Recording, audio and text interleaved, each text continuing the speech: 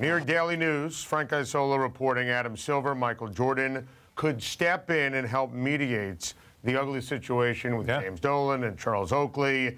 That would be a step in the right direction, right? Absolutely. I was there that night. I was sitting in a suite that was catty corner looking down on what happened with Oak. And my colleague, Alan Hahn, was like, I think that's Oakley. That's just terrible.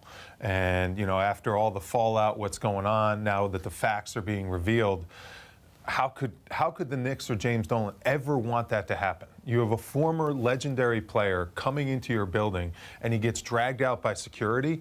And once you hear the facts, it's apparent, you know, the Knicks take care of their former players. Every game, once a Knick, always a Knick. That's their motto. They employ a lot of former Knicks.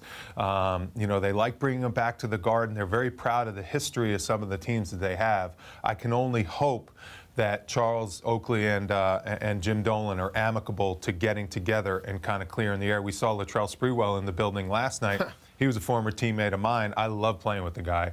He was one of my favorite teammates to play with. Yeah. He's had a little bit of an estranged relationship with Dolan for the past few years. It was good to see them get back on the mend. They were sitting together for a great Knicks win. So I would love to see nothing more than to see Oakley and Dolan and the Knicks community kind of all getting along. You know, it's funny. It was arguably the best win of the year for the Knicks, and I said to start the show, it bothered me because it's a reminder of what could have been. I know. I mean, I said 45 wins at the beginning of the year. I did too, but listen, Tony Parker 0 for 3 in 31 minutes, no points.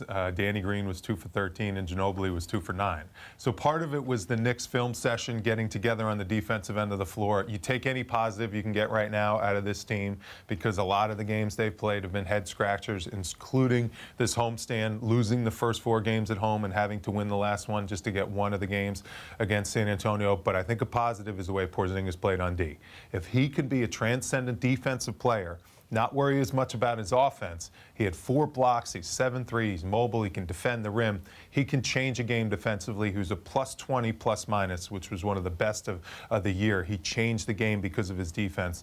That could go a long way for helping the Knicks get back in the playoff race. Trade deadline coming up. Yep. Melo staying, going. What should he do? What should the Knicks do? It's evident he doesn't want to go anywhere, and I have a lot of respect for him, because I've been traded at the deadline. It's no fun on you and on your family. You know, having said that, you know, he feels like they can make a push, and, you know, he likes playing in New York, and that says a lot.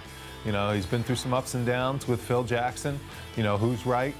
I don't know, but I think Carmelo's been pretty consistent. The one thing I will say, he's still the scorer that he was, but he doesn't move the same on the defensive end of the floor. And as a result, you got to devise schemes. You got to put other guys out there that can help him on defense, because he's not as quick laterally.